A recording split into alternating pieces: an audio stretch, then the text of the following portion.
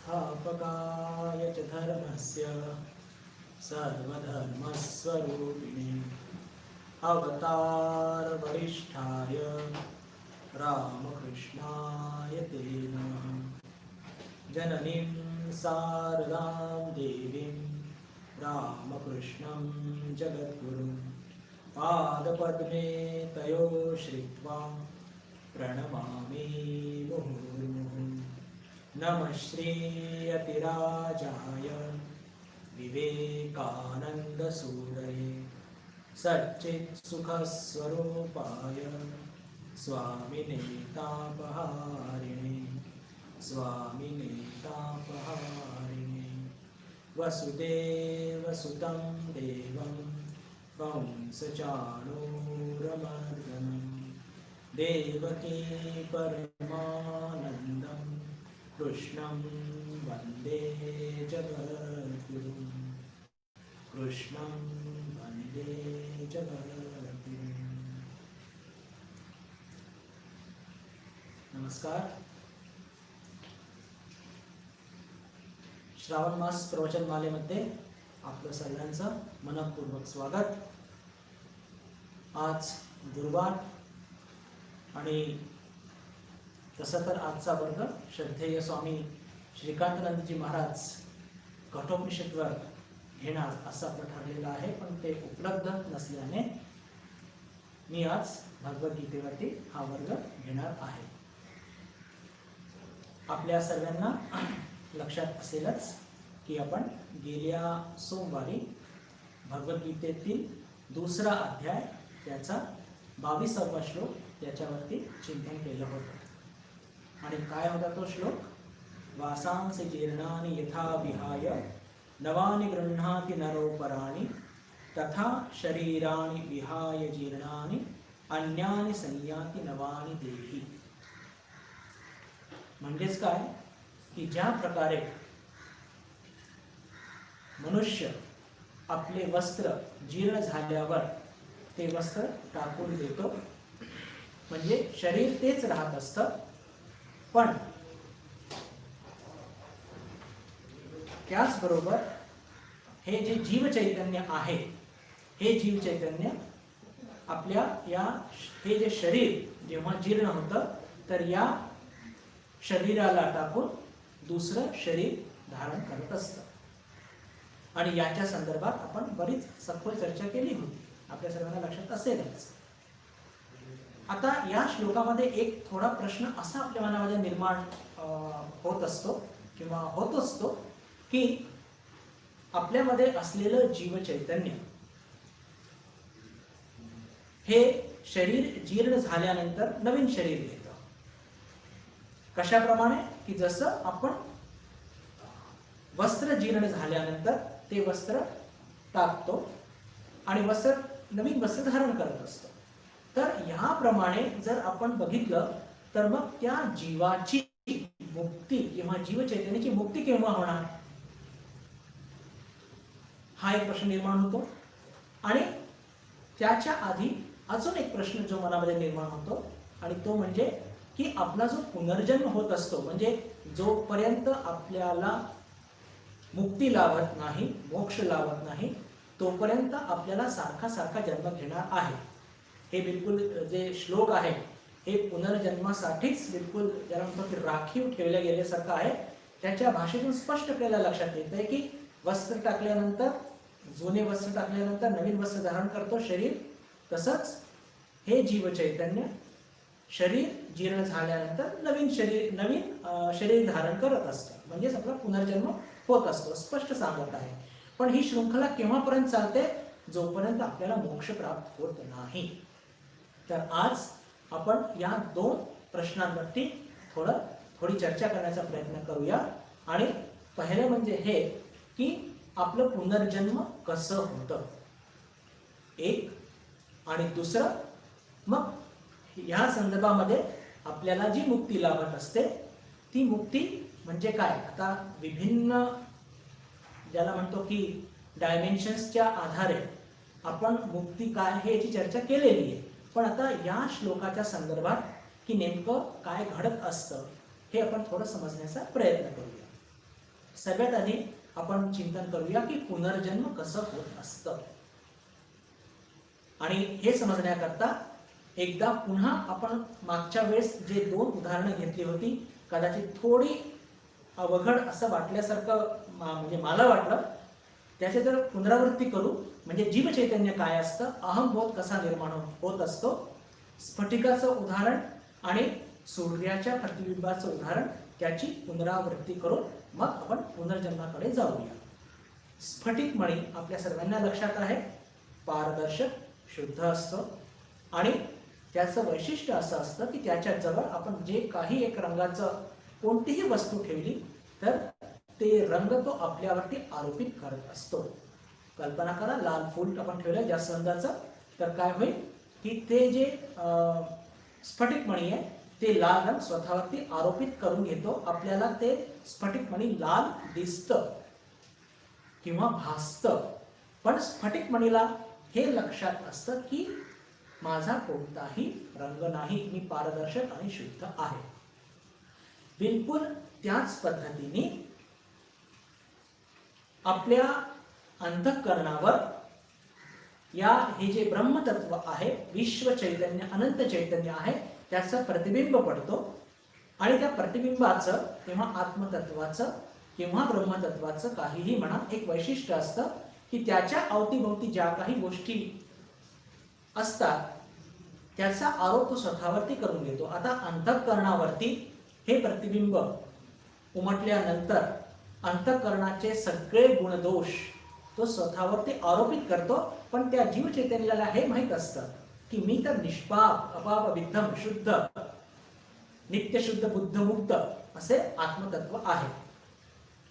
पण मग होतं काय की त्या प्रतिबिंब पडल्याने अंतःकरण जागृत होतं आणि अंतःकरण जागृत झालं रे झालं की तिथे अहमबोध निर्माण होतो आणि तिथूनच सगळा या मायाचे खेळ चालू होतो. आणि मग काय होतं की ते अंतःकरण किंवा जीव चैतन्य जे निर्माण झालं ते असं विचार करतं की बस जे काही या शरीरच्या माध्यमातून घडत आहे मीच त्याचा करता आणि धर्ता आहे. म्हणजेच काय, अहमबोध निर्माण होत असतो आणि तिथूनच मग आपल्या बंधनाची शृंखला ही आरंभ होत असते. अहमबोधाला म्हणजे माझं नुकसान, माझा फायदा, मला असं बोलला, मला तसं बोलला, मग काम, क्रोध, लोभ, मोह, मद, मत्सर हे सगळे आलेच आणि अंतःकरणावरती उमटलेले सगळे पूर्वजन्मीचे संस्कार, अपुऱ्या वासना, कर्मांचे फळ हे सगळं आलं.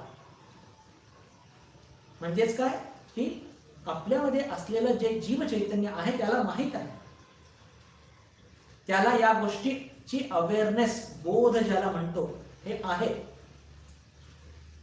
की तो नित्य शुद्ध बुद्ध मुक्त चैतन्य आहे. पण त्या अंतःकरणाच्या बरोबर आल्याने त्याला काय होत, त्या प्रतिबिंबाला काय होत असतं की एक त्याला क्षुद्रपणा प्राप्त झालेला असतो, जीव चैतन्यत्व प्राप्त झालेलं असतं. म्हणून अवतीभोवतीचे लोक जसे वागतात तसं तो वागू लागतो. का, त्याला माहिती आहे मी तर शुद्ध, नित्य शुद्ध, बुद्ध मुक्त आहे, मला काही प्रश्नच नाही. तर इथून तो सगळा खेळ सुरू होत असतो. असो, आता आपण याच्या पुढे थोडंसं जाऊया की मनुष्याचा पुनर्जन्म हा कसा होत असतो. तर आपण थोडं शरीर या संदर्भात काय असतं हे थोडंसं जाणून घेऊया. एकदम ठळक ठळक गोष्टी जाणून घेऊया, फार जास्त आपण खोलात जाणार नाही. पहा, या शरीराला चालवण्याकरता तशा तर अनेक वस्तू फार गरजेच्या असतात, पण पुनर्जन्म समजण्याकरता मी फक्त 2 गोष्टीचंच सहाय्य घेणार आणि ते म्हणजे अंतःकरण आणि दुसरं म्हणजे प्राण. प्राणशक्ती हे 5 प्रकारची असते, ती काय प्रकार असतात त्यात जाणार नाही. पण प्राण स्वतः हे जड असतं, निर्जीव असतं, त्याला शक्ती मिळत असते कुठून, तर आत्मतत्वाकडून, ब्रह्मतत्वाकडून त्याला शक्ती मिळत असते. आणि ही जी प्राणशक्ती आहे या शरीरामध्ये खेळत असते. आपण चालतो, बोलतो, ऐकतो, खातो, पितो, या सगळ्या गोष्टींकरता कोण जबाबदार आहे, प्राणशक्ती. आपलं हृदय चालू असतं, आपण खातो ते अन्न पचवणं, मलमूत्र त्याग करणं, या सगळ्या क्रिया ज्या शरीरामध्ये घडत असतात त्याच्याकरता ही प्राणशक्ती जबाबदार असते. मग अंतःकरणाचं काम काय, तर आधीच सांगितलं की अंतःकरणावरती आपले संस्कार, आपले अपुऱ्या वासना आणि कर्माचे फळ हे तिथे त्याचं नोंद केलेली असते. आणि एवढंच नाही तर म्हणजे क्षुद्र अहम सुद्धा या किंवा जीव चैतन्य या अंतःकरणामध्येच असतो. तर त्याच्यामुळे काय होत असतं की हे जे आपण कोणत्याही गोष्टींना प्रतिसाद देत असतो. पहा, आपण एक मराठीत खूप सुंदर म्हण आहे, व्यक्ती तितक्या प्रकृती. एक घटना घडली, त्याला प्रत्येक मनुष्य आपल्या आपल्या दृष्टीने काहीतरी प्रतिक्रिया देत असतो, प्रतिसाद देत असतो. असं का घडत असतं? तर त्याचं कारण असं असतं की आपल्या जे सगळ्यांचे संस्कार वेगळे असतात, आपला स्वभाव वेगळा असतो आणि तो स्वभाव म्हणजे कुठे असतो नेमका, ते अंतःकरण नक्की करत असतं. आणि एखादा आपण बघतो, एखादा मुलगा फार सौम्य असतो, एखादा फार आक्रमक असतो, एखादा फार तापट असतो, एखादा फारच मवाळ असतो. हे सगळं काय असतं की हे आपलं अंतःकरण नक्की करत असतं. तर अंतःकरणाचं काम फार वेगळं आहे आणि प्राणशक्तीचं काम फार वेगळं आहे. आणि या दोघांमध्ये फरक एक फार मोठा जो आहे की प्राणशक्ती ही झिजणारी असते. प्राणशक्ती ही झिजणारी असते आणि अंतःकरण हे एक ज्याला म्हणतो की एक असं एक पात्र आहे की जे मळकट आणि कडकट आहे सध्या आपलं, त्याला आपल्याला स्वच्छ करायचं आहे. ज्या दिवशी आपलं अंतःकरण स्वच्छ झालं, अहंबोध गेला, म्हणजेच काय झालं की आपण नेहमी करता मुक्त झालो. पण या दोन्ही जे आयटम मी तुम्हाला सांगितले, दोन्ही वस्तू अंतःकरण आणि प्राणशक्ती, या दोघांना चालवण्याकरता जी शक्ती लागते ते आत्मतत्व देत असते. आणि त्यातली म्हणजे प्राणशक्ती ही झिजणारी आहे हे लक्षात ठेवा. आणि अंतःकरण हे झिजणारं नसतं, याच्यावरती मळ साठलेला आहे संस्कारांचा. मग ते संस्कार कितीही चांगले का ना असो, कारण ते संस्कार कितीही जरी चांगले असले बंधू भगिनींनो, तरी लक्षात ठेवा ते आपल्याला बांधणारे असतात. साखळी सोन्याची असो की लोखंडाची असो, ती बांधतच असते. भगवान श्रीरामकृष्णांचे इतके उत्कृष्ट संस्कार, तरी सुद्धा आपले संस्कार कापण्याकरता त्यांनी तीव्र साधना केली होती. आणि विषय निघालाच आहे तर हे सांगावंसं वाटतं मला बंधू भगिनींनो की उच्च ब्राह्मण कुळामध्ये जन्माला आल्यानंतर सुद्धा हे संस्कार सुद्धा बंधनकारक असतात. कुठेतरी त्याचा एक अभिमान असतो आणि तो अभिमान नाहीसा करण्याकरता भगवान श्रीरामकृष्ण जेव्हा साधना करायचे तर अंगावरचे सगळे वस्त्र काढून, म्हणजे या रात्रीच्या वेळेस जे साधना करायला जायचे जंगलामध्ये, दक्षिणेश्वरच्या जवळ तेव्हा फार दाट जंगल होतं, आज नाहीये. तर त्या जंगलामध्ये खूप असे वृक्ष होते, मोठे मोठे, खूप म्हणजे असे भीती दाखवणारे ज्याला म्हणतो. आणि त्या अंधारात रात्रभर भगवान श्रीरामकृष्ण ध्यान करायचे आणि ध्यान करताना आपलं यज्ञोपवीत जानवं ज्याला म्हणतो ते आणि अंगावरचे वस्त्र सुद्धा काढून ठेवायचे. का? कारण की कोणत्याही प्रकारचे बंधनातून मुक्त झालं पाहिजे साधक. म्हणजे संस्कार म्हणजे म्हणण्याचा अर्थ काय, संस्कार कितीही चांगले जरी असले तरी ते बंधनकारक असतात. साधकाच्या जीवनामध्ये एक प्राईड ज्याला म्हणतो, एक गर्व आणत असतात आणि ते मोक्षाच्या प्राप्तीच्या मार्गामध्ये हा फार मोठा एक अडथळा असतो. असो तर या सगळ्या गोष्टी कुठे असतात, अंतःकरणामध्ये असतात. आणि अंतःकरण आपल्याला स्वच्छ करायचंय, आपलं जीव चैतन्यत्व ते घालवायचंय. त्या जीव चैतन्याला जे जाण, म्हणजे आता आपल्याला जी जाण आहे ती कसली आहे, जीव चैतन्यत्वाची जाण आहे आपल्याला. आपण काय म्हणतो, मी बुद्धानंद, मी अमुक अमुक, मी या रामकृष्ण पुण्याचा एक सदस्य वगैरे वगैरे. ही आपली काय, ही फॉल्स आयडेंटिटी आहे. ही फॉल्स आयडेंटिटी कुठून निर्माण झाली, त्या जीव चैतन्यातून निर्माण झाली. पण त्या जीव चैतन्याला मात्र माहिती आहे बरं, हे थोडी एक ट्रिक आहे, म्हणजे थोडी ज्याला म्हणतो की एक थोडं कन्फ्युज करणार आहे, पण मी जे म्हणतो त्याकडे लक्ष द्या. आत्मतत्वाचं प्रतिबिंब पडलं आपल्या अंतःकरणावर आणि अंतःकरणाने काम करणं आरंभ केलं. शक्ती मिळाल्याबरोबर त्यातून काय झालं, अहंबोध निर्माण झाला. जो अहंबोध निर्माण झाला, जे जीव चैतन्य निर्माण झालं, त्याची जाण किंवा त्याचा बोध आपल्याला आहे. आणि तोच बोध घालवायचा आहे की मी तो जीव चैतन्य नाही आहे, मी तो विश्व चैतन्य आहे, मी तो अनंत चैतन्य आहे. पण जो मध्ये जीव चैतन्य आहे की ज्याला ज्याला आपण अवेअरनेस म्हणतो, चैतन्य म्हणतो, त्याला ही अवेअरनेस आहे, त्याला हा बोध आहे की मी अनंत चैतन्य आहे. पण आपण सध्या जे अवेअरनेस आपल्याला बोध होतोय तो काय, ते आपल्याला जीवाचा बोध होतोय, तो घालवायचा आहे आणि तीच आपली साधना आहे. असो, तर आता आपल्याला कळलं की ह्या शरीरामध्ये दोन महत्वाच्या गोष्टी काम करत असतात, अंतःकरण आणि दुसरं म्हणजे प्राण. आपण जसे जसे म्हातारे होत जातो तसे तसे ही प्राणशक्ती क्षीण होत जाते. मी तुम्हाला आधीच सांगितलं ही झिजणारी गोष्ट आहे. एवढंच काय, कधी कधी आपण खूप परिश्रम जर केलं तर आपण करतो माझा बाई माझ्या तरी त्राण नाही राहिला, आता मी जरा विश्रांती घेणार का. तो टेम्पररीली प्राण ते थकून गेलेले असतात, ती शक्ती थकून गेलेली असते. आपण जेव्हा झोपतो तर पुन्हा ताजेतवाने होत असतो. पण दीर्घकाळ 70-80 वर्ष हिचा वापर केल्याने हे पूर्ण ती झिजलेली असते. आणि एक दिवस असा येतो की आत्मतत्व त्या प्राणशक्तीला शक्ती देत असतं, पण त्या प्राणशक्तीमध्ये आत्मतत्वाद्वारा दिल्या गेलेली जी शक्ती असते तिला ग्रहण करण्याची ताकदच नसते. इतकी ती क्षीण झालेली असते, इतकी तिच्यामध्ये एक ऱ्हास झालेला असतो की आत्मतत्व तिला सतत शक्ती देत असते, तरी सुद्धा तिच्यामध्ये इतकं त्राण नसतो, शक्ती नसते की ती आत्मतत्वाने दिलेली शक्ती ती ग्रहण करून या शरीराला चालवू शकेल. आणि मग काय होतं की एक दिवशी ती संपूर्णपणे तिचा ऱ्हास होतो आणि आपण म्हणतो अरे अमुक अमुक व्यक्ती तिने देह सोडला. पण इकडे अंतःकरण जागृत आहे का, अजून मुक्ती झालेली नाहीये. मुक्ती काय आपण पुढे चर्चा करणार आहोत. अंतःकरण जागृत आहे, अंतःकरणाला त्या शरीराच्या बरोबर काम करायचंय, पण ते शरीर निष्प्राण झालेलं आहे. आत्मतत्व आहे अजून, लक्षात ठेवा. निष्प्राण झालेलं आहे ते शरीर, शब्दांकडे लक्ष द्या. निष्प्राण झालेलं आहे.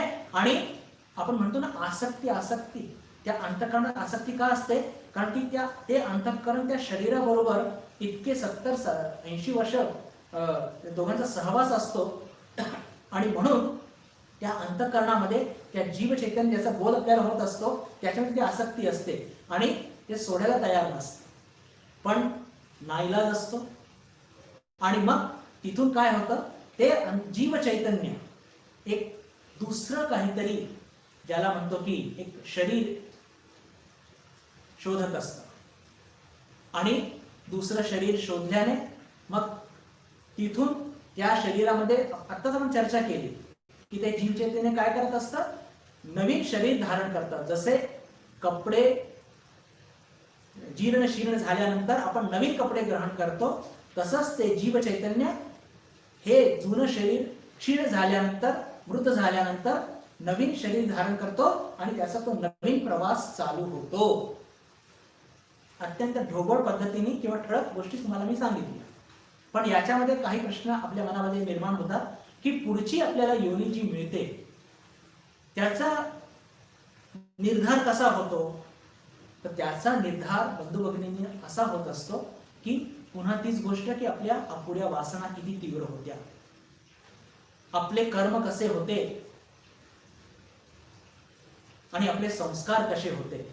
या 3 गोष्टीवरती आपली पुढची योनी किंवा आपलं पुढचं जे यात्रा करता या सगळ्या गोष्टी नक्की होत असतात. आणि इथे अजून जे ज्याला म्हणतो की एम्फेटिकली सांगू इच्छितो, जोर देऊन सांगू इच्छितो की मनुष्य योनीपासून आपण खालती सुद्धा ढळू शकतो, प्राण्यांमध्ये सुद्धा जाऊ शकतो, वनस्पती वृक्ष हे सुद्धा जर आपले कर्म इतके खराब असतील. कारण की या योनी कशा आहे, मी या असं का म्हणत आहे की मनुष्य योनीपेक्षा या योनी फार खालच्या दर्जाच्या आहेत. त्याचं कारण असं की या सगळ्या योनीमध्ये फक्त भोग भोगायचे, दुःख आणि कष्ट, सुख तर काहीच नाहीये. आणि सगळ्यात दुःखाची गोष्ट की या योनीमध्ये गेल्यानंतर तुम्ही मोक्षाचा प्रयत्न करू शकत नाही.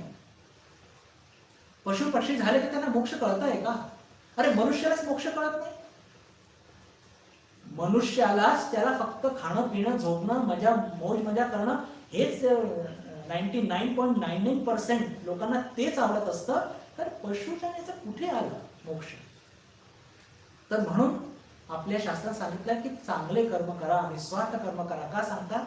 की जेणेकरून आपल्याला जी योनी आत्ता मिळाली आहे किंवा जे शरीर आपल्याला आत्ता मिळालेलं आहे, जे सुसंस्कृत परिवार आत्ता मिळालेला आहे, त्याच्यापेक्षा सुद्धा चांगलं मिळो किंवा सरळ मोक्षच मिळो. कशाला दुसरा जन्म पाहिजे?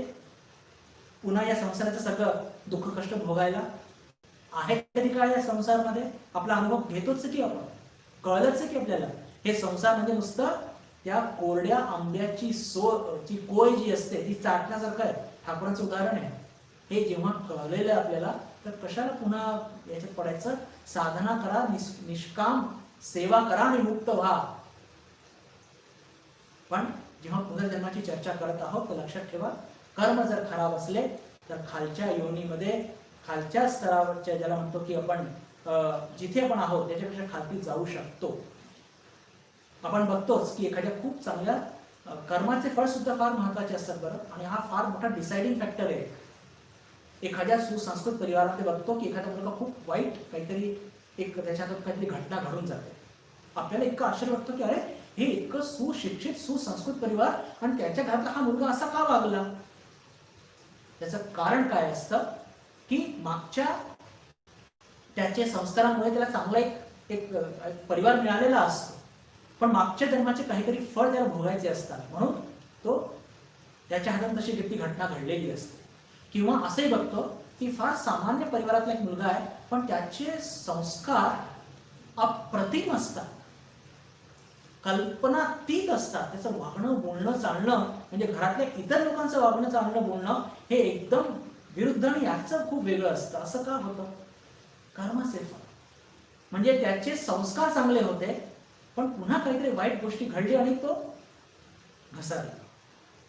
रिव्हर्स सुद्धा होतं की एखाद्या खूप चांगल्या परिवारामध्ये एखादी वाईट गोष्ट का घडत असते की तिथे संस्कार वाईट असतात पण कर्म चांगले असतात. म्हणजे आता याचे खूप कॉम्बिनेशन परम्युटेशन घेऊ शकतो आपण, पण या गोष्टी आपल्याला ज्या बघायला का मिळत असतात त्या कर्माचे फळ, संस्कार आणि अपुऱ्या वासना. वासना जितक्या तीव्र असतील तितक्याच त्रासदायक असतात, लक्षात ठेव. आणि मग कसं असतं की त्या वासना पूर्ण करण्याकरता आपण अशाच एखाद्या परिवारामध्ये म्हणा किंवा एखाद्या योनीमध्ये जन्म घेत असतो की तिथे मग आपल्या त्या वासना पूर्ण होतात, पण कदाचित आपला जन्म एखाद्या पशुयोनीमध्ये झाला असेल. म्हणजे त्या वासनांच्या मुळे आपण मनुष्य जन्मापासून पशुयोनीमध्ये जात असतो. इतकी गत खराब होत असते या वासनांमुळे. म्हणून माताजी म्हणतात, काल आपण चर्चा केली, अरे मोक्ष म्हणजे काय? निर्वासना होणे. वासना हवीच कशाला? तर या पद्धतीने बंधू भगिनींनो काय होतं की मग ते अंतःकरण ते आत्मतत्वाकडून म्हणजे शरीर हे मृत झालेलं आहे का? प्राणशक्ती क्षीण झालेली आहे, पण अंतःकरण त्याच्यामध्ये सगळे कर्माचे फळ, अपुऱ्या वासना या सगळ्या गोष्टी घेऊन त्याला पुढची योनी मिळते आणि मग त्याचा प्रवास पुढच्या करता, आता आपण त्याला म्हणूया की सर्वसाधारण अर्थाने की त्याचा प्रवास पुढच्या टप्प्याकरता म्हणजे मोक्षाकरता सुरू होतो.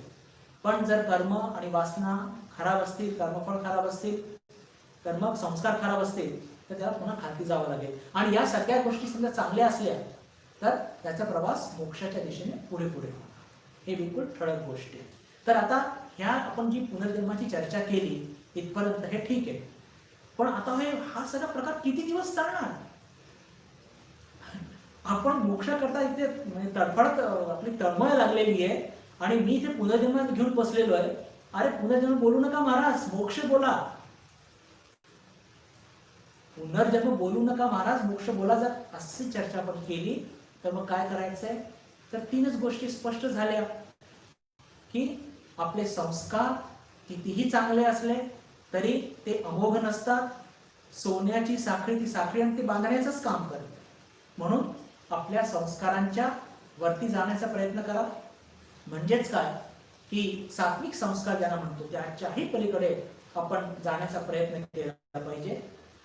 आपले कर्म इतके चांगले ठेवायचे किंवा साधक या दृष्टीने अहमबोध जर नसला आणि आपण जन्माला आलो आहोत आणि अहमबोध समजा आपला नसला तर मग काय होतं?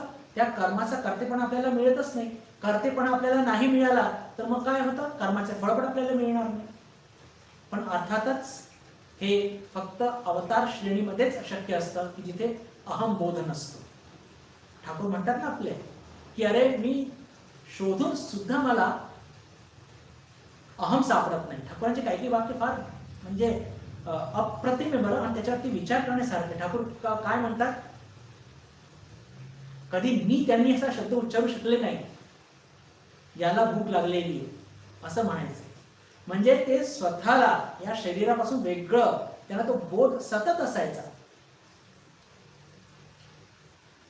याला भूक लागली आहे, हा तिकडे जाणार, इत्यादी इत्यादी. वचनामध्ये आहे सगळ्या गोष्टी, आपल्या सगळ्यांनी वाचलेल्याच आहेत, फक्त मी त्याचं स्मरण करून देत आहे. म्हणजे मी बोध हा ठाकूरांचा नव्हताच. आता आपल्या करता कदाचित ते शक्य नसेल तर आपल्या करताच, म्हणूनच स्वामीजींनी आपल्याला काय केलंय की आपल्याला निस्वार्थ कर्मयोग सांगितले. निस्वार्थ कर्मयोगाच्या माध्यमातून काय होत असतं की मग आपला तो अहंबोध कदाचित हळूवारपणे पण तो नाहीसा होतो. आणि म्हणूनच रामकृष्ण संघामध्ये सेवेचा इतका महत्व आहे. अर्थातच हा अहंबोध साधना करून ईश्वराचं नाव घेऊन सुद्धा कमी होत असतो. संस्कार सुद्धा ईश्वराच्या नावामध्ये इतकी शक्ती आहे की ते चित्त शुद्ध करणारच, चित्त शुद्ध हे होणारच.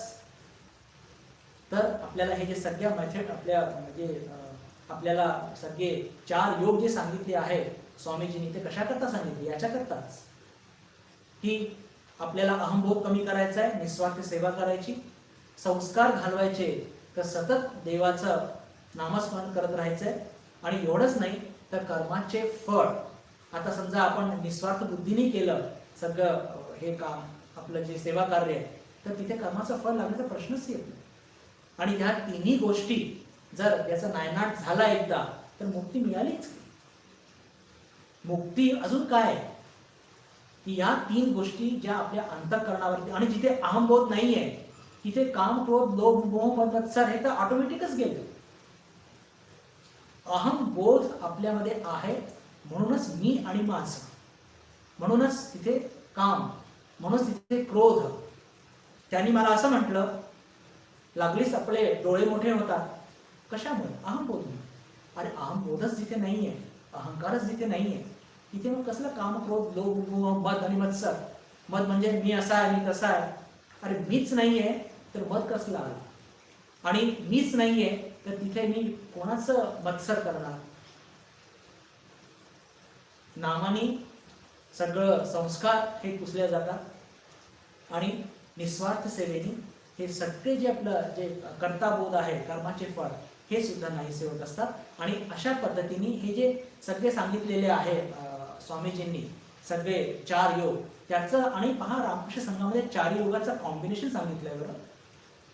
त्याचं जे बोधचिन्ह आपण बघतो, तो एक बाहेर सर्पंट, एक साप आहे, ज्ञानसूर्य आहे, कर्मयोग दाखवण्याकरता समुद्रांच्या त्या सगळ्या लहरी दाखवलेल्या आहेत, आणि भक्ती करता तो एक सुंदर कमळाचं फूल दाखवलेलं आहे. आणि त्याच्यामध्ये काय दाखवलेलं आहे तर एक परमहंस. म्हणजेच या 4 योगांच्या माध्यमातून आपल्याला तो परमहंस गाठायचा आहे, हा त्याचा अर्थ असतो. याच मुक्तीच्या संदर्भात, याच मोक्षाच्या संदर्भात अजून जे इतर योग आहेत त्याच्या संदर्भात थोडी चर्चा करून मग आपण पुढच्या श्लोकाकडे जाणार आहोत. म्हणजे आपण फक्त चर्चा काय केली की पुनर्जन्म कसा होत असतो, तर आपल्या अपुऱ्या वासनांमुळे. आणि अपुऱ्या वासना कशा कमी करायच्या, विवेकाने, ज्ञानयोगाच्या माध्यमातून. की अरे बाबा हे संसार मिथ्या आहे, हे सगळं संसार आपण आतापर्यंत जे भोगलं त्यातून काय आपल्याला लाभ झाला, हे असा विवेक विचार करून, म्हणजे ज्ञानयोगाच्या माध्यमातून त्या अपुऱ्या वासना नाहीशा करायच्या, निस्वार्थ कर्माने किंवा अहंबोध घालून कर्माचे फळ तेही नाहीसे करायचे, ईश्वर नामस्मरण करून संस्कार नाहीसे करायचे, आणि अहंबोध, आपण जे निस्वार्थ सेवा करणार आहोत तो अहंबोध गेला म्हणजे काम, क्रोध, लोभ, मोह, मद, मत्सर हे सुद्धा नाही करता गेलं, तर या पद्धतीने आपल्याला हे मोक्ष प्राप्त होऊ शकतं. कर्माच्या दृष्टीने जर बघितलं, म्हणजे एखाद्याला फक्त कर्मयोगच आचरणात आणायचं असेल, त्यांनी काय केलं पाहिजे, तर शुभ अशुभ कर्म भोगण्यासाठी अहमचा नाश केला पाहिजे. भक्तीच्या दृष्टीने पहा, जीव जेव्हा भगवंतापासून विमुख होतो, लक्षात घ्या शब्दांकडे, जीव जेव्हा म्हणजे जे भक्तियोगचं साधन करू इच्छित असतात, फक्त भक्तियोगाचं बरं, तर तो बंधनात का सापडलेला आहे? कारण की तो जीव आहे आणि भगवंतापासून विमुख झालेला आहे. तर त्याला मोक्ष कसा मिळेल? त्याला मोक्ष मिळेल की जर तो ईश्वराचा सन्मुख झाला, ईश्वराशी एक झाला, की ईश्वरा तू पूर्ण अवतार आणि तुझा अंश आहे, मला तुझ्यामध्ये समावून घे. हे झालं भक्तीचा मार्ग. त्याच्यानंतर ज्ञानाच्या दृष्टीने अज्ञानामुळे आपण सारखा सारखा जन्म होत असतो. म्हणजेच काय? अहमबोधामुळे साधना करून किंवा विवेक करून या अहमबोधाला घालवायचं, म्हणजेच ती ज्ञानयोगाची साधना झाली. आणि सगळ्यात मोठी समस्या काय असते बंधू, की पहा, आपल्याला देवाने, ईश्वराने विवेक दिलेला आहे आणि त्या विवेकाचा आपण सदुपयोग करत नाही, दुरुपयोग करत असतो. दुरुपयोग काय करत असतो? तर पहा, आपण कर्म करू शकतो, तर स्वार्थासाठी कर्म करतो. हा विवेकाचा पहा आपल्याला माहिती पडलाय. विशेष करून आपण साधक आहोत आणि आता सामान्य लोकांची मी चर्चा करत नाही, पण आपण सर्वजण कसे आहोत? आपण सर्वजण, आपल्याला विवेक आपला जागृत झालेला आहे आणि विवेक जागृत झाल्यानंतर सुद्धा आपण स्वार्थापोटी कर्म केलो, जर आपण केलं तर काय होईल? आपल्यासारखं म्हणजे कारण का दुसरं कोणीच नाही. माहिती असून सुद्धा आपल्याला माहित आहे की आपण ईश्वरापासून विमुख झालेलो आहोत, भक्तीचा मार्ग, आणि जर ईश्वराकडे जाण्याचा प्रयत्न नाही केला तर त्याचं नुकसान आपल्यालाच होणार आहे. या संसारात सारखा सारखा जन्म घेऊन आपण दुःखी कष्टी होत आहोत, हे जाणून सुद्धा साधना न करून, आपलं स्वरूप जाणून न घेणं, म्हणजेच आपल्यासारखा मूर्ख आपणच. ज्ञानयोगाची साधना आणि आपल्यामध्ये असलेली प्राणशक्ती, तिला आपल्या कह्यात ठेवून आपण आपलं हे परमहंस स्वरूप जाणून घेऊ शकतो, हे माहिती असून सुद्धा आपण त्याचे प्रयत्न करत नाही, म्हणजेच राजयोगाची साधना करत नाही. तर म्हणजेच काय, की ईश्वराने आपल्याला जो एक विवेक दिलेला आहे त्याचा योग्य उपयोग आपण करत नाही, त्याचा दुरुपयोग आपण करत आहोत, असंच म्हटलेलं बरं. आणि म्हणूनच आपल्या जीवनातले कष्ट काही कमी होत नसतात. तर बंधू भगिनींनो, आतापर्यंत आपण ही जी चर्चा केली 22व्या श्लोकाची, की कसं जीवाचं पुनर्जन्म होत असतं, कसं अंतःकरण म्हणजे जीव चैतन्य एका शरीरातून दुसऱ्या शरीराचं ग्रहण करून त्याचा प्रवास सुरू असतो. कर्म, वासना आणि संस्कार याच्यावरती पण काम केलं पाहिजे विभिन्न योगाच्या माध्यमातून, तर आपली मुक्ती ही नक्कीच होणार. तर हा जो श्लोक 22वा श्लोक बंधू भगिनींनो, हा विशेष करून पुनर्जन्म किंवा आपण साधक आहोत, आपण मोक्षाकरता म्हणूया. पुनर्जन्म आपल्याला नकोय, मुळीच नकोय, खूप झालं, तर आपण असं म्हणूया की बाकी सगळे जे श्लोक आहेत ते आत्मतत्वाच्या संदर्भातच आहे, पण विशेष करून हा श्लोक हे म्हणजे आपण आतापर्यंत आपल्याला पुनर्जन्म का लाभत होता याच्या संदर्भात यांनी या श्लोकाच्या माध्यमातून चर्चा केली. आणि आता याचे पुढचे जे श्लोक आहेत ते आत्मतत्वाचं स्वरूप काय असतं ते आपल्याला सांगणार आहे. तर त्याची चर्चा आपण आतापासून प्रारंभ करूया. श्लोक नंबर 23 अत्यंत सुप्रसिद्ध श्लोक आहे. आपण सर्वांनी अनेकदा हा वाचला असेल, पठण केलं असेल, किंवा अनेक ठिकाणी आपल्या भारतामध्ये जे म्हणतात की इतर धर्माचे लोक सुद्धा की जे काय म्हणूया की जे ओपन हार्टेड असतात आणि जे आत्मतत्वावरती विश्वास करतात, ते तर हे सारखं सारखं याचा उल्लेख करत असतात. नैनम छिंदन्ति शस्त्राणि नैनम दहति पावकः न चैनम क्लेदयन्त्यापो न शोषयति मारुतः. आत्मतत्वाचं स्वरूप कसं आहे हे सांगणारे पुढचे 3 श्लोक आहेत. अजून पुढचे श्लोक अजून पण येणार आहे. स्वरूप म्हणजे काय हो, की स्वरूप म्हणजे की कोणतीही वस्तू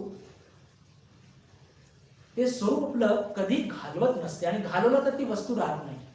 म्हणजे स्वरूप आणि गुण आपण ज्याला म्हणूया, गुण किंवा लक्षण, याच्यामध्ये अंतर काय, आधी चर्चा केलेली. काय अंतर आहे की जर उदाहरण घेतलं साखरेचं, तर पांढरेपणा हे साखरेचं लक्षण किंवा गुण आहे.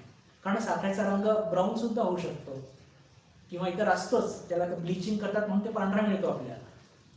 तर पांढरेपणा हा साखरेचा लक्षण किंवा गुण आहे, तो बदलत असतो, बदलू शकतो. पण गोडपणा काय, साखरेचं स्वरूप आहे. अरे जर ती गोडच नाही तर ती साखर कुठली? मग ते अजून दुसरं तिसरं काही असू शकेल, साखर नसणार. तर आत्मतत्वाचं वैशिष्ट्य काय बंधू भगिनींनो, की आत्मतत्वामध्ये एक पण लक्षण नाही. कारण की लक्षण कसं असतं, त्याच्यामध्ये बदल घडू शकतो, गुणांमध्ये बदल घडू शकतो. पण आत्मतत्वाचं असं एक वैशिष्ट्य आहे, आणि या जगामध्ये हीच एक अशी वस्तू आहे की त्या आत्मतत्वामध्ये कोणतीही गोष्ट बदलणारी नाहीच. सगळ्याच्या सगळे जे काही ते स्वरूपच आहे, किंवा स्वरूपाचे लक्षण म्हणूया, ते स्वरूपच आहे.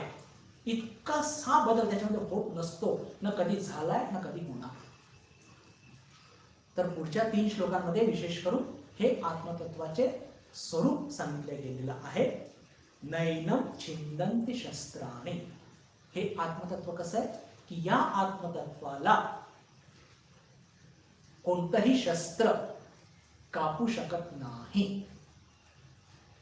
का कापू शकत नाही त्याची सविस्तर चर्चा आपण पुढे करणार आहोत. पण सध्या हे लक्षात ठेवा, मनात एकदम मेंदूत ठामपणे लक्षात ठेवा की आत्मतत्व याला कोणताही शस्त्र अस्त्र कापू शकत नाही. नैनम दहती पावकः. या आत्मतत्वाला कधी पण अग्नी हिचा दाह करू शकत नाही. जगातल्या प्रत्येक वस्तूला अग्नी दाह करू शकते, पण आत्मतत्वाला दाह करू शकत नाही. पुढे न चैनम क्लेद्ययन्त्यापो. म्हणजेच काय की ह्या आत्मतत्वाला जे पाणी आहे हे भिजवू शकत नाही, ओलं करू शकत नाही. जगातल्या प्रत्येक गोष्टीला आत्मतत्व ओलं करू शकते, पाणी ओलं करू शकते. पाण्यात टाकली ती वस्तू ओली होते, पण आत्मतत्व असं आहे हे कधीही ओलं होत नसतं. का नाही बघूया पुढे. न शोषयति मारुतः. वायू सगळ्या भूमंडळामध्ये पसरलेला आहे आणि सारखं धावत असतं इकडून तिकडे, आणि जिथून जिथून धावतं आणि काही असं ओलसर असलं की त्याला ते वाळवत असतं. आपण कपडे वाळवतो, सूर्यप्रकाश आणि सध्या सूर्यप्रकाश नाहीये, मग कसे वाळतात कपडे? तर वारं जर वाहत असेल आणि बाहेर आपण त्यांना वाळत टाकलं तर ते वाळतात. पण आत्मतत्व जगातल्या सगळ्या गोष्टींना हे वारं वाळवत असतं, पण आत्मतत्वाला हे वारं वाळवणं तर दूर, स्पर्श सुद्धा करू शकत नाही. आता आपण हेच धरूया की वाळू शकत नाही. आता या श्लोकाच्या आपण थोडस म्हणतो की आतमध्ये शिरण्याचा प्रयत्न करूया. पहा बंधू भगिनींनो, की भगवद्गीतेची सुरुवात कुठून होते, तर अर्जुनाला शोक झालेला आहे, आणि तो शोक दूर फक्त कशाने होऊ शकतो, तर विवेकानेच होऊ शकतो. बरं लक्षात ठेवा, जीवनामध्ये शोक हा होत असतो आसक्तीमुळे, अज्ञानामुळे, आणि हा आपल्या सर्वांचा अनुभव आहे. एखादी गोष्ट आपली आवडती वस्तू व्यक्ती आपल्यापासून दुरावली गेली तर आपण दुःखी होतो, कष्टी होतो. का? कारण की आपण मोहात पडलेले असतो, आणि तो मोह फक्त दूर करण्याकरता एकच आणि एकमेव उपाय आहे, सगळे संत सांगून गेलेले आहेत, आणि ते म्हणजे विवेक. आणि संत तुलसीदास एक फार सुंदर त्यांचा एक 2 ओळी स्मरणात येत आहे. ते म्हणतात, होय विवेक मोह भ्रम भागा. तुलसी रामायणामधला हे आहे की जिथे मोह जर आहे आणि त्याला पळवायचं असेल तर काय करावं, तर होय विवेक, म्हणजे जिथे विवेक असतो तिथून मोह आणि भ्रम 2 शब्द वापरलेत पहा तुलसीदासजींनी. होय विवेक मोह भ्रम भागा, की जिथे विवेक असतं तिथे मोह आणि भ्रम भागा ते पळून जातात, तिथे राहतच नाही. आणि जेव्हा भगवान कृष्णांनी बघितलं की हा मोहग्रस्त झालेला आहे आणि मोहग्रस्त झालाय, मग काय होत असतं की मोहग्रस्त त्याला म्हणजे मोहग्रस्त माणसाला जर मोहातून काढायचं असेल तर त्याला काय करावं लागतं की त्याला विवेकाचे, ज्याला म्हणतो की ज्ञान द्यावं लागतं. आणि विवेक म्हणजे कसं असतं, तर्कयुक्त, तर्कसंगत. विवेक नेहमी तर्काने पुष्ट होत असतो. बरं, आता पहा, तर्क आणि कुतर्क या दोन गोष्टी वेगळ्या आहेत. साधारणपणे आजकाल मुलं तर्क कमी करतात आणि कुतर्क जास्त करतात. हा फार एक म्हणजे दुर्दैवी भाग आहे.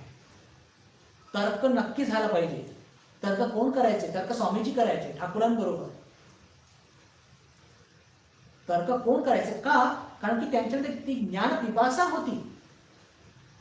आणि जेव्हा त्यांना लक्षात येतं की तर्काच्या माध्यमातून म्हणजे तर्क थांबून जात आहे आणि ठाकूरांचं म्हणणं ऐकल्याशिवाय पर्याय नाहीये, तर तेव्हा ते ठाकूरांचं ऐकायचे सुद्धा. आणि असं सुद्धा घडलेलं आहे की जेव्हा काही गोष्टी तर्काच्या माध्यमातून आपण समजवू शकत नाही, फक्त अनुभवच जरुरी आहे, तर दुसरी भेट जेव्हा झाली ठाकूरांची आणि स्वामीजींची, तर त्या भेटीमध्ये नरेंद्रनाथ ठाकूरांची टिंगल करतात हाजराकडे येऊन. अहो, ते म्हणतात ते लोटी ब्रह्म आणि वाटी ब्रह्म. तर लागलीच ठाकूर बाहेर येतात की काय तुमचं काय बोलणं चालू आहे. ठाकूरांच्या लक्षात आलं की हा मानत नाहीये की लोटी ब्रह्म आणि वाटी ब्रह्म, म्हणून ते त्याला स्पर्श करतात. आणि स्पर्श केल्याबरोबर सगळ्या गोष्टी गरगर गरगर फिरू लागतात आणि त्यांना वाटतात मी आता गेलो. मग ते जोराने ओरडतात. म्हणण्याचा अर्थ काय की ज्या गोष्टी तर्काने समजू शकत नाही, ठाकूरांनी नरेंद्रनाथांना त्या गोष्टी अनुभव देऊन समजवलं. पण समजल्यानंतर त्यांनी ते एक्सेप्ट केलं. पण वर्तमान पिढी काय, ते कुतर्क करते आणि ऐकण्याची तयारी नाहीये. का? कारण की तिथे तो एक त्याला म्हणतो ना की एक क्षुद्र आणि तामसिक अहंकार, मी जो शब्द वापरतो त्याच्याकडे लक्ष द्या. आजची पिढी ऐकत का नाही? कारण की तामसिक अहंकार खूप वाढलेला आहे. सात्विक अहंकार असेल ना, तर सात्विक अहंकाराने मनुष्य शिकतो आणि पुढे जातो. पण हा दुर्दैव आहे की तामसिक अहंकाराने ते वाटते ते तर्क करतात आणि चिडले किंवा आवाज चढवणं आणि मग आदळआपट करणं, यातून हे साधकाचे लक्षण नाही. बरं, लक्षात ठेवा. पण मी एक मुद्दा म्हणतोय की तर्क हा झालाच पाहिजे. का? स्वामींनी किती तर्क केले, ठाकूरांना किती छळलं. काशीपूरला तर म्हणतात की जेव्हा स्वामीजींना पहिल्यांदा निर्विकल्प समाधी लागते आणि त्यांचं शरीर एकदम बिलकुल असं वाटतं की हा म्हणजे त्यांच्याबरोबर जे इतर होते त्यांचे म्हणजे त्यागी शिष्य, त्यांना वाटलं की नरेंद्र गेला. ते धावत जातात ठाकूरांकडे आणि म्हणतात अहो ते तो नरेंद्र असा पडलेला आहे काष्टासारखा, असं वाटतं तो गेला की काय. ठाकूरांना माहिती असतं. ठाकूर म्हणतात त्याला धावली, त्याला तसंच पडलेलं, त्यांनी मला खूप छळलंय या गोष्टी करतात. म्हणण्याचा अर्थ काय की तर्कचा उद्दिष्ट काय असला पाहिजे की तर्काचं उद्दिष्ट असलं पाहिजे की मला काहीतरी ज्ञान प्राप्त करून घ्यायचं आहे, समोरच्याला पाडायचं आहे खालती. हा उद्दिष्ट जर असेल तर कधीही ज्ञान प्राप्त होणार नाही आणि अध्यात्म तर मुळीच होणार नाही. आणि अध्यात्म काय, even you can not learn physics chemistry also किंवा कोणताही सेक्युलर सब्जेक्ट. फालतूचे फाटे फोडत गेले ना, त्यात ते होणार नाही. या आपल्या जीवनामध्ये अहंकार सुटू शकत नाही, तो सात्विक नक्की असला पाहिजे. असं माझा म्हणण्याचा अर्थ काय होता बंधू भगिनींनो, की विवेक हा तर्कसंमत असला पाहिजे, तर्काने पुष्ट झाला पाहिजे. तर मग काय होतं की आपल्याला त्या गोष्टी पटतात आणि त्या गोष्टी आपण आपल्या जीवनामध्ये आचरणात आणलं पाहिजे. म्हणजे येतातच. जर एखादी गोष्ट पटली ना आपल्याला, ती गोष्ट आचरणात येतेच. आपल्याला जर हे पटलं की नाही रोज संध्याकाळी मठात गेलंच पाहिजे, नाही मी हे सिरियल नाही बघितले पाहिजे, हे एका सिरियल बघून माझं मेंदू कचरा होऊन राहिला आहे. ज्या दिवशी या गोष्टी आपल्याला पटल्या त्या दिवशी पहा पटणं फार महत्वाचं असतं. एक गोष्ट असतं ऐकणं, दुसरं असतं समजणं आणि तिसरं असतं पटणं. 3 स्टेप्स असतात बघा. एक गोष्ट ऐकलं, नाही हे जे बोलतात नाही चांगलं बोलतात बरं, पण त्याने काही फरक नाही पडत. चांगलं बोललं बस, दॅट्स ऑल. फार छान, मला चांगलं बोललं, दॅट्स ऑल. दुसरं समजलं म्हणजे साधक जागृत होतो, भानेवरती येतो. आणि तिसरं पटतं. पटतं म्हणजे बस जीवनामध्ये परिवर्तन सुरू झालं. तर जेव्हा पटण्याची स्टेज येते बंधू भगिनींनो, तेव्हा लक्षात ठेवा, तेव्हा खरंच आपले साधक जीवन हे आरंभ होत असतं. तर म्हणण्याचा माझा अर्थ काय होता बंधू भगिनींनो, की विवेक हा नेहमी तर्कसंमत असला पाहिजे, तर्काने पुष्ट असला पाहिजे, म्हणजे तो पटतोच जर साधक योग्य असेल तर. आणि हेच चिंता करत म्हणजे हेच विचार करत असताना विवेक कधी सोयीस्कर नसला पाहिजे. सोयीस्कर विवेक जर असला आपल्या जीवनामध्ये तर लक्षात ठेवा तो आपल्या खड्ड्यात मिळणारा असतो. आणि सोयीस्कर विवेक काय असतो, तर एक छोटीशी मजेदार गोष्ट सांगून मग पुढे जाऊया. गोष्ट फारच मजेदार आहे आणि अचानक स्मरणात आली तर ते सांगूनच देतो की पहा सोयीस्कर विवेक कसा खड्ड्यात टाकत असतो. की एक गाव असतं आणि चातुर्मास सुरूच आहे. चातुर्मासामध्ये एक संन्यासी महाराज त्या गावामध्ये राहायला येतात. गावाच्या बाहेर एक सुंदर शिव मंदिर असतं, तिथे त्यांची राहण्याची सोय करण्यात येते. आणि आता आपल्या भारतामध्ये पद्धत आहे की महाराज आले, संन्यासी महाराज आले तर त्यांची खायची प्यायची सोय ते गावकरी करत असतात. आणि त्याच्या मोबदल्यामध्ये जे महाराज असतात ते त्यांना जे काही आपलं आध्यात्मिक ज्ञान देऊ शकतात ते देण्याचा प्रयत्न करतात. तर असा सुंदर एक संयोग घडून आला त्या गावामध्ये. आणि रोज संध्याकाळी त्या सगळ्या गावाच्या माता भगिनी जायच्या आणि खूप सुंदर सत्संग घडू लागला. काही दिवस लोटल्यानंतर त्या महाराजांच्या लक्षात येतं की या गावातल्या सर्व स्त्रिया इथे सत्संगाला येतात पण पुरुष मात्र एक पण येत नाही. तर त्यांनी विचारलं स्त्रियांना की काय हो तुमच्या गावामध्ये कोणी पुरुष असं कोणी येत नाही इथे, सत्प्रवृत्तीचे लोक नाही आहेत का? तर त्या सगळ्या बायका डोक्यावरती हात लावतात आणि म्हणतात आमच्या गावातले सगळे पुरुष संध्याकाळ झाली की सगळेजण दुकानावर जातात मद्यप्राशन करायला आणि त्यांचा काही देवाधर्मावरती विश्वास नाही. तर त्या सगळ्या स्त्रिया विनंती करतात महाराजांना की तुम्ही या आमच्या गावामध्ये आणि त्या सगळ्यांना समजवा, कमीत कमी नाही सत्संग तर दारू तरी सोडा. तर महाराजांना असं वाटतं की अरे काहीतरी केलं पाहिजे, या बिचाऱ्या स्त्रिया किती चांगल्या आहेत आणि किती दुःखी आहेत. घरातले सगळे पुरुष मंडळी नुसते दारू पिऊन धिंगाणा करतात संध्याकाळी. तर मग ठरलेल्या दिवशी ते एक दिवशी दुपारी जातात त्या गावामध्ये. लक्षात ठेवा आपण काय चर्चा करत आहोत की सोयीचा विवेक नसला पाहिजे. मग ते महाराज त्या गावात जातात आणि दुपारची वेळ असते आणि सगळी पुरुष मंडळी आणि सगळ्या स्त्रिया सुद्धा तिथे असतात की आता महाराज काहीतरी बोलतील, या सगळ्यांना चांगलं काहीतरी धडा शिकवतील. तर महाराजांनी काय केलं असतं, आपल्याबरोबर ते एक काचेचा ग्लास आणि एक मद्याची बाटली सुद्धा त्यांनी आणलेली असते आणि ते टेबलवरती ठेवतात. आणि मग तिथे काहीतरी किडे असे पडलेले असतात माशा वगैरे, ते ग्लासमध्ये टाकतात आणि ते मद्य जे असतं ते ग्लासमध्ये ओततात. आणि ते ग्लासमध्ये ओतल्याबरोबर ते सगळे 10-12 किडे माशा विषा सगळ्या तडफडून मरतात. आणि सगळे त्या पुरुष मंडळी ते दाखवतात महाराज की पहा किती विषारी असतं. एका मिनिटामध्ये सगळ्या माशा किडे सगळे मेले. हे इतकं विषारी असतं आणि तुम्ही लोक सगळं हे रोज प्राशन करता, हे चांगलं नाहीये, हे बंद करा, एकदम जीवाला धोका आहे याने, पैसे खर्च होतात. असं म्हटल्यानंतर एक गावकरी हात उंच करतो म्हणजे महाराज तुम्ही चूक म्हणताय, माझं मत वेगळं आहे. म्हणजे काय, मद्याने ते सगळे किडे मेले हे तुम्ही बघितलं आम्ही बघितलं. महाराज म्हणाले हो. तर माझं असं म्हणणं आहे की मद्यप्राशन रोज केला पाहिजे, कारण मद्यप्राशन रोज केल्याने पोटातले किडे रोज मरतील. आता या विवेकला काय म्हणायचं की मद्यप्राशन रोज केलं पाहिजे का, की मद्यप्राशन केल्याने पोटातले किडे मरतील? तर महाराज डोक्याला हात लावतात. तर अशा सोयीचा विवेक नसला पाहिजे.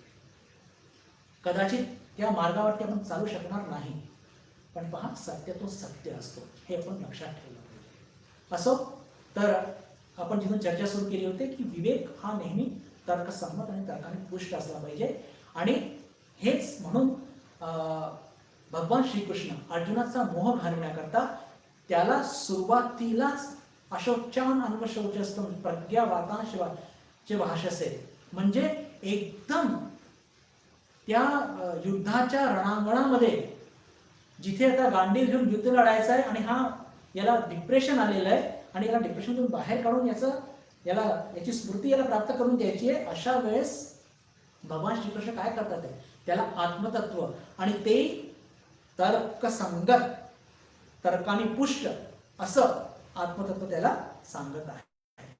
आणि म्हणूनच जे मी जो तर्काकडे जे वळलो किंवा विवेकाकडे वळलो ते कशा करता की ह्या गोष्टी ज्या सांगितल्या गेलेल्या आहेत, नैनम छिंदन्ति शस्त्राणि नैनम दहति पावकः न चैनम क्लेदयन्त्यापो न शोषयति मारुतः, हे अत्यंत तर्कसंगत आहे. ते एकदम आपल्याला पटत का नाही? कारण की आपला आजचा जो अनुभव आहे हा इंद्रियजन्य अनुभव आहे आणि या गोष्टी इंद्रियजन्य अनुभवातून येत नसतात. तरी सुद्धा आपण याला थोडं समजण्याचा प्रयत्न करूया. बौद्धिक स्तरावरतीच का न हो, पण ते थोडं आपण त्याची चर्चा तर नक्कीच करू शकतो विवेकाच्या स्तरावरती. आणि ते म्हणजे कसं की नैनम छिंदन्ति शस्त्राणि, कोणतंही शस्त्र या आत्मतत्वाला कधी पण कापू शकत नाही. हे कसं सिद्ध करायचं तर याच्या आधी मी हे उदाहरण नक्कीच दिलेलं आहे. आपल्या सगळ्यांना स्मरणात असेल की समजा आपण एक तलवार घेतली आणि ती तलवार, मी तुम्हाला म्हटलं की आत्मतत्व तर फार फार सूक्ष्म आहे हो, तुम्ही मला फक्त हवा कापून दाखवा. तुम्ही मार उत्साहामध्ये एकदम ती ज्ञान झालेली तलवार बाहेर काढा आणि हवेमध्ये 10-15 मिनिटं सपासप सपासप सपासप वार करा आणि तुम्ही घामाघूम होऊन जा. पण त्या जी हवा आहे जशीच्या तशीच असणार. तर मला फक्त एवढंच म्हणायचं आहे बंधू भगिनींनो की जर या हवा जी आहे, हवेला आपण जर काही करू शकत नाही तर हवेच्या पुढे आहे आकाश तत्व. आकाश तत्वाच्या पुढे म्हणजे आकाशाला पण 2 भाग असतात, स्थूल आकाश तत्व आणि सूक्ष्म आकाश तत्व, आणि त्याच्या पलीकडे आत्मतत्व आहे. आपण हवेलाच कापू शकत नाही तर आत्मतत्वाला काय कापणार? म्हणजे म्हणण्याचा अर्थ काय की आत्मतत्वापर्यंत आपण पोहोचू शकत नाही. या सगळ्या ज्या भौतिक गोष्टी आहेत, मग ते तलवार असो की इतर कोणतीही म्हणजे शस्त्र अस्त्र असो, ते कसे आहेत? ते भौतिक आहे. आणि भौतिक पदार्थांनी आपण कधी पण या आत्मतत्व इतकं सूक्ष्म आहे की त्याच्यामध्ये पोहोचूच शकत नाही आपण. अरे पोहोचू शकत नाही, त्याला मारणार कसं?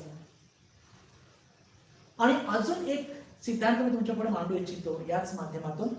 हे आत्मतत्व कसं आहे? सर्वव्यापक, सगळ्या दूर पसरलेलं आहे. या टेबलमध्ये, या रेझरमध्ये, त्या मोबाईलमध्ये, या माईकमध्ये, ही जी दांडी दिसतीये दांडीमधून सुद्धा ते आत्मतत्व गेलेलं आहे. तर जर या माईकच्या दांडीमधून जर आत्मतत्व गेलंय तर तुमच्या तलवारीतून काय गेलंय हो? तुमच्या तलवारीतून सुद्धा काय गेलंय? तुमच्या तलवारीतून सुद्धा ते आत्मतत्वच गेलेलं आहे. तर जी गोष्ट अनुस्यूत आहे तुमच्या अस्त्रातून शस्त्रातून, ज्या अस्त्रशस्त्राने तुम्ही त्या आत्मतत्वाला त्याला कापू इच्छिता, त्यातून ते आत्मतत्व बिलकुल अनुस्यूत आहे, तर तुम्ही त्याला कापणार कसं? लॉजिकली कल्पना करा. शक्यच नाही, शक्यच नाही. ज्या गोष्टी अनुस्यूत आहेत त्या तलवारीतून तुम्ही फिरवताय इकडे तिकडे, अशी तशी, उभी आडवी, प्रत्येक वेळेस आत्मतत्व त्याच्यातून व्यवस्थित अनुस्यूत आरपार झालेला आहे, त्याला काही फरक पडत नाही. म्हणून म्हणजे म्हणण्याचा अर्थ काय की आत्मतत्व याला कोणतेही अस्त्रशस्त्र कापू शकत नाही. त्याचे 2 कारण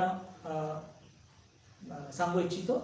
एक तर अस्त्रशस्त्राने आपण कोणतीही भौतिक गोष्ट जी असते, भौतिक गोष्टींना आपण कापू शकतो, त्याचा नाश करू शकतो.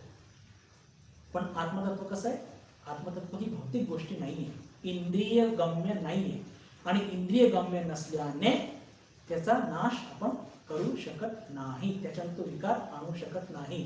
आणि दुसरं कारण काय की तेच आत्मतत्व त्या शस्त्रांमध्ये सुद्धा ओतप्रोत आहे, अनुस्यूत आहे. इन अँड थ्रू, हे 3 शब्द लक्षात ठेवा, मी खूप वापरणार आहे पुढे. असल्यामुळे त्या आत्मतत्वाला ते शस्त्र कापू शकत नाही. पुढे जाऊया. नैनम छिंदन्ति शस्त्राणि नैनम दहति पावकः. आत्मतत्वाला अग्नी जाळू शकत नाही. आता अस्त्रशस्त्रांचे अनेक प्रकार असू शकतात. गोळी, तोफ, बंदूक, AK-47, काहीही आणा. ॲटम बॉम्ब आणला तरी चालेल. अल्टिमेटली ॲटम बॉम्ब फिजिकल गोष्टींचं, भौतिक गोष्टींचा नाश करेल. काय 50, 60, 100, 200 लाख लोकांना तो मारेल. आत्मतत्वाला काही करू शकणार नाही. अग्नितत्व तर जगामध्ये एकच आहे. मग ती अग्नी समेची असो की चुलीची असो की एखाद्या ॲटॉमिक रिॲक्टरची असो, अग्नितत्व हा एकच आहे. आणि अग्नितत्व सुद्धा या आत्मतत्वाला त्याचा दाह करू शकत नाही, जाळू शकत नाही. का करू शकत नाही? त्याचं कारण असं पुन्हा तेच की अग्नी फक्त भौतिक गोष्टींचा दाह करू शकतो, जाळू शकतो, भाजू शकतो. पण आत्मतत्व हे इंद्रियांच्या पलीकडे असल्याने हे आत्मतत्व हे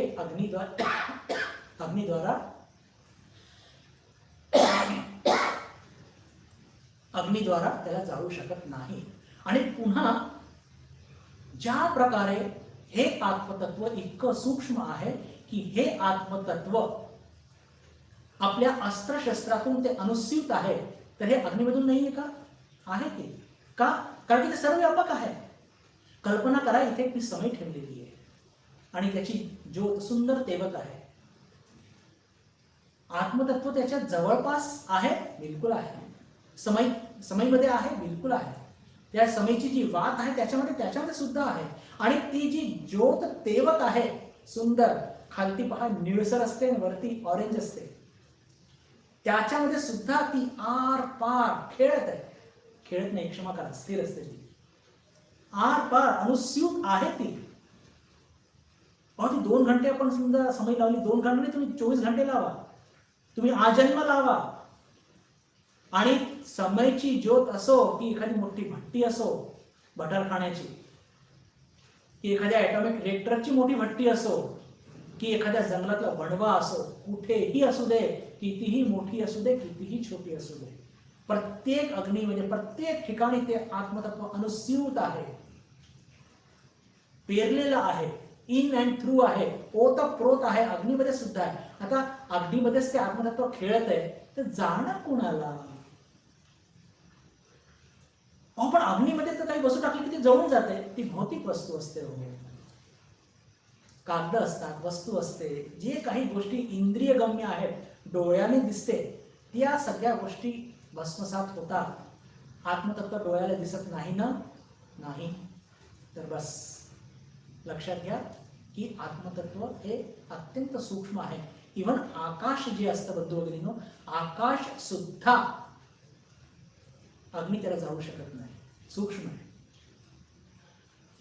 त्याचं काही म्हणजे जे 5 तत्व असतात, पुढच्या वर्गामध्ये आपण बघूया की हे 5 तत्व कसे असतात. आणि आकाश हे तत्व जे हे आत्मतत्वाला सगळ्यात जवळचं असतं आणि याच्यामध्ये कोणतीही क्रिया घडत नसते. असो, पण आता आपण हे जे फक्त पहिलीच ओळ याची चर्चा केलेली आहे की कोणतेही शस्त्र याला कापू शकत नाही. त्याचं कारण काय? कारण की शस्त्र फक्त त्याच गोष्टींना कापू शकतो किंवा छेदू शकतो की ज्या भौतिक गोष्टी असतात. आणि हे आत्मतत्व हे प्रत्येक ठिकाणी अनुस्यूत आहे. त्या शस्त्रांमध्ये सुद्धा अनुस्यूत असल्याने त्याला कापणं त्याला शक्यच नाही. कोणताही विकार त्या आत्मतत्वामध्ये घडत नाही या शस्त्रांच्या माध्यमातून. आणि अग्नी या जगाच्या सगळ्या वस्तूंना ती त्याचा भस्मसात करत असते, पण कोणत्या गोष्टींना? तर फक्त भौतिक गोष्टींना. आणि हे आत्मतत्व त्या अग्नीमध्ये सुद्धा कितीही मोठी किंवा कितीही छोटी असो, त्याच्यामध्ये सुद्धा अनुस्यूत असते. बिलकुल जसं प्रल्हाद कसा सहज खेळत होता अग्नीमध्ये, बिलकुल त्याचप्रमाणे होलिकेबरोबर, बिलकुल त्याचप्रमाणे हे सहजपणे हे आत्मतत्व या अग्नीमध्ये खेळत असतं. आणि म्हणून या आत्मतत्वाला जाळणं सुद्धा शक्य नाही. ठरलेली वेळ पूर्ण झालेली आहे. या श्लोकाचं जे दुसरा उत्तरार्ध भाग हे आपण उद्या याची चर्चा करण्याचा प्रयत्न करूया. आणि या श्लोकाचं अजून बरंच काही विवेचन बाकी आहे, ते सगळं विवेचन आपण उद्याच्या वर्गात करूया. उद्या आपण भगवद्गीतेवरतीच चर्चा करणार आहोत.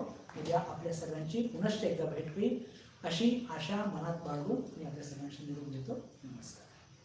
ओम शांती शांती शांती. हरि ओम तत्सत्. श्रीरामकृष्णार्पणमस्तु.